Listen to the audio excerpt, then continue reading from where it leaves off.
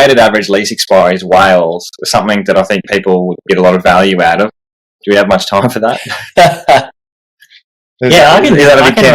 No, it's not really. It's just an extension of. So we were talking about kind of the cash flow risks and income security, and we were doing that from a single tenant perspective. So when you've got one tenant, if a lease had 4 years to run, we'd call that a lease term certain, would be 4 years. Because you know that excluding the options, you know that your tenant's going to be there for 4 more years.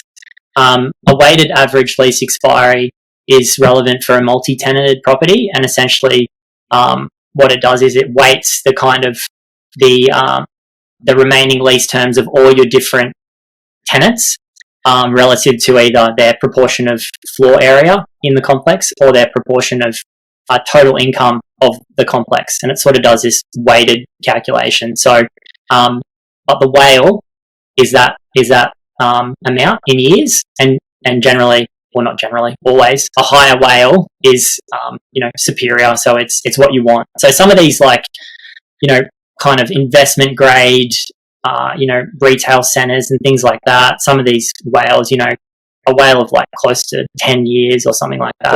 Wow. That's like primo investment grade kind of lease covenants. That's like a big old humpback. Yeah, like you see some of these like medical, leased 10-year leases to medical users, national medical users, or a group of medical users, and that's when you start to see these super pretty firm yields, because they're really secure. The income security is really secure. You've got good quality tenants, long WALE, and that's when you're starting to see some of your like institutional investors in some of that space. What are those asset sizes? Just out of curiosity, are we talking like 10 mil plus? 10 mil plus. 10 mil plus. 10 plus, yeah.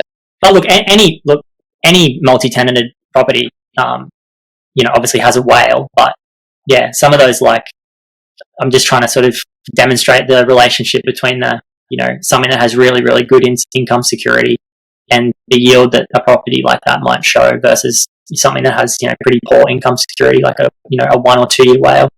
Yeah. Does that explain? Yeah, what you meant? Yeah, good summary. Because that's, it also de-risks it with multi-tenants, because obviously if one vacates, then you don't lose all your income. Yeah. So getting your head around that as an investor, I think, is important, and it's something that I definitely look for in deals. It's but then they're hard to get. It's just hard.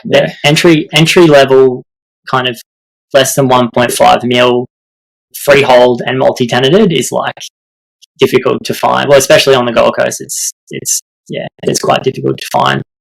But that's something I'd be looking for sure. Little multi-tenanted industrial building, entry level, like that's what you want. I like it. Wow, what a combo.